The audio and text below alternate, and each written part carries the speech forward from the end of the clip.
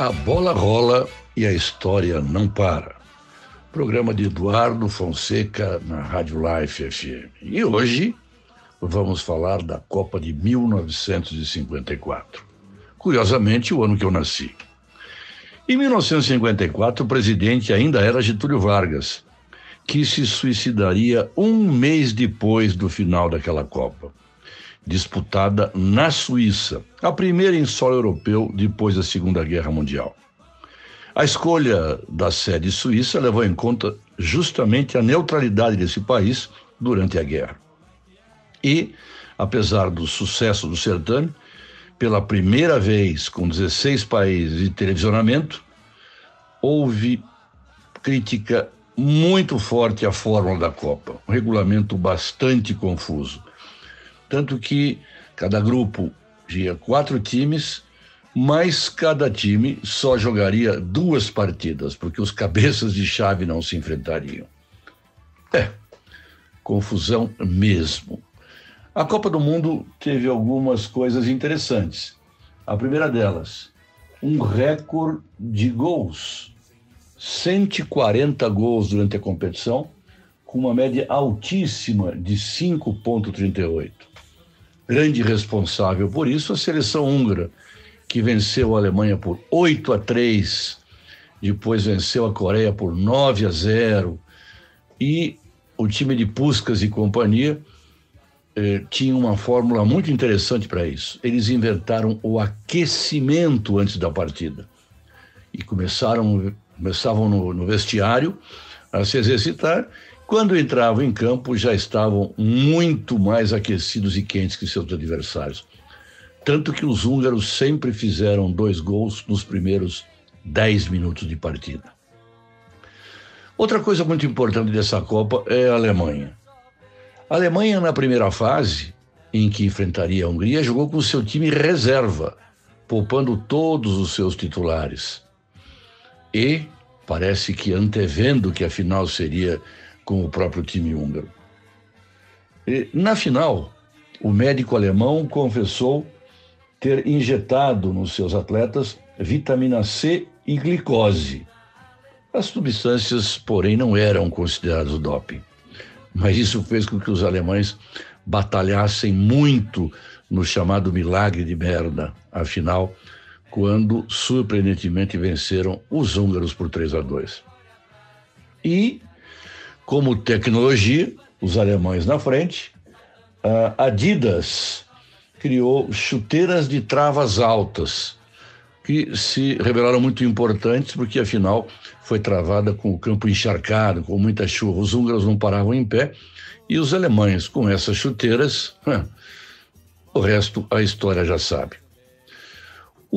A Copa tem 3 momentos chaves. O primeiro deles, Brasil e Iugoslávia, na primeira parte, no primeiro grupo. O Brasil havia vencido o México por 5-0, a Iugoslávia batido a França. Portanto, esse era um choque de líderes. O jogo foi 1-1 no tempo regulamentar. Vamos mostrar para vocês agora, em áudio inédito, o gol de Didi, que empatava o jogo e forçava o Prélio a ir à prorrogação.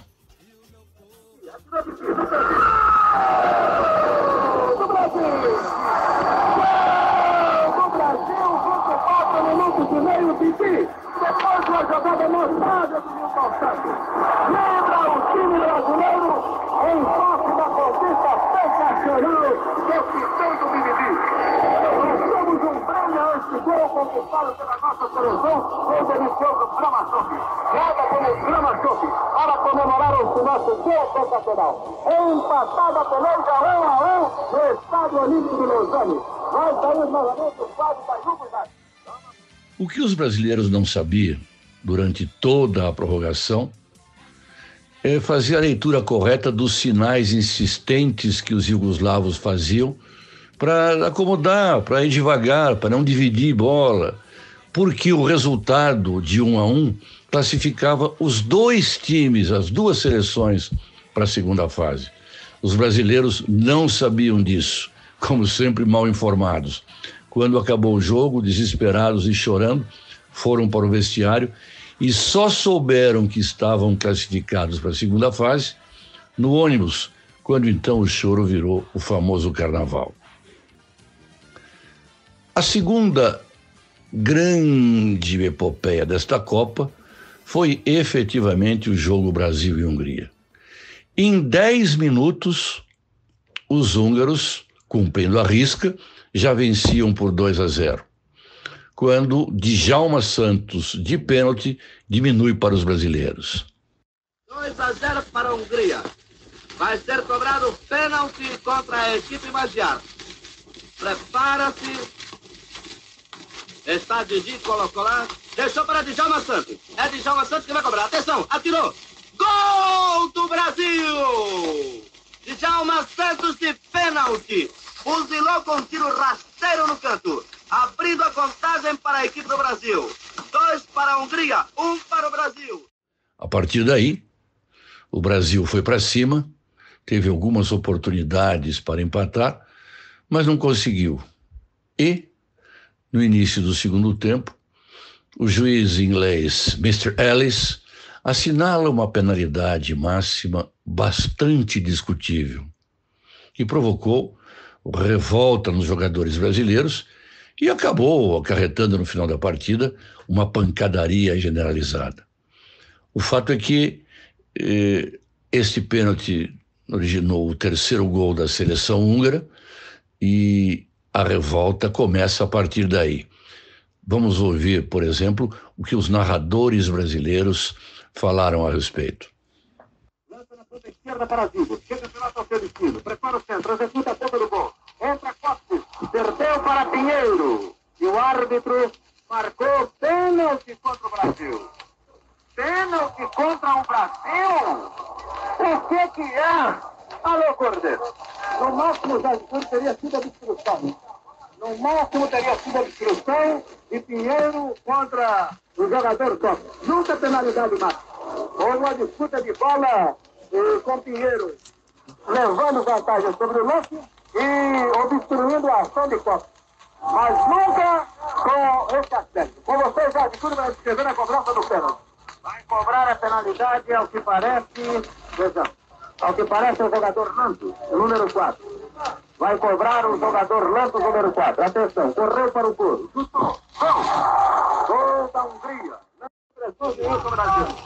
Com uma marcação como essa, qualquer time tem que esmorecer. Não é possível. Aquele gol escandaloso de Costa na primeira fase e um pênalti onde não existiu absolutamente qualquer motivo para isso. Vai ser cobrada.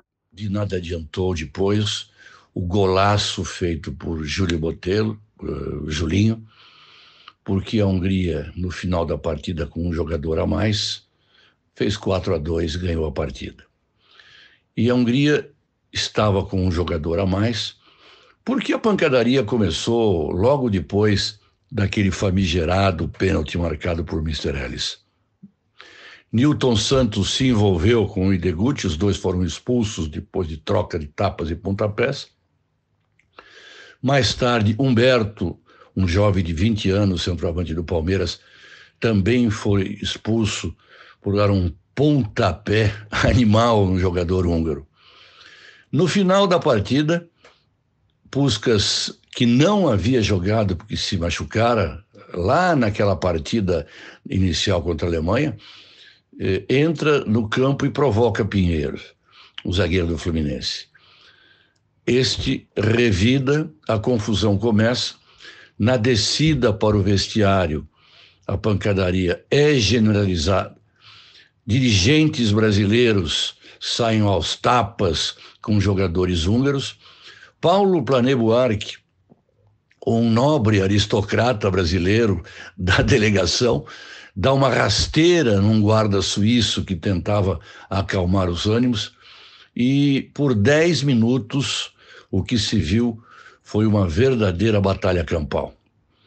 E, claro, o Brasil sai derrotado, a Hungria passa para a fase seguinte e aí, então, a terceira grande epopeia desta Copa. A Hungria vai para a final em Berna, na partida chamada de O Milagre de Berna, depois de 4 anos de invencibilidade, quando inclusive em 53 venceram a Inglaterra no sagrado palco de Wembley por 6-3. A Inglaterra nunca havia perdido até então no seu estádio. E na partida revanche em Budapeste, a Hungria aplicou 7-1 nos ingleses. Invicta há 4 anos, fazendo gols para todo lado, tendo jogadores excepcionais como Kocsis, como Ideguchi, como principalmente Ferenc Puskás, considerado então o maior jogador do mundo, a Hungria vai para a final como imensamente favorita. E encontra quem? A Alemanha. A Alemanha de Walter, de Hahn e de jogadores guerreiros, mas, claro, de categoria muito inferior aos húngaros, que em 10 minutos, para variar, já haviam feito 2-0. Os alemães, surpreendentemente, e com base nas chuteiras novas, com base nas vitaminas aplicadas e agora sim com o time titular, faz uma virada histórica, vence o jogo por 3-2. E, mais uma vez, o time favorito, já havia acontecido com o Brasil em 50, aconteceria depois com a Holanda em 74, não vence. A Hungria perde para a Alemanha no Milagre de Berna. E assim, brasileiros voltam para casa, na 6ª posição do torneio, mas revelando craques importantes que seriam utilizados em 58, como Djalma Santos, como Newton Santos e principalmente como Didi. E aí sim, em 58, finalmente o nosso complexo de vira-latas terminaria. Mas isso é uma outra história. Aliás, uma bonita história que fica para o próximo programa.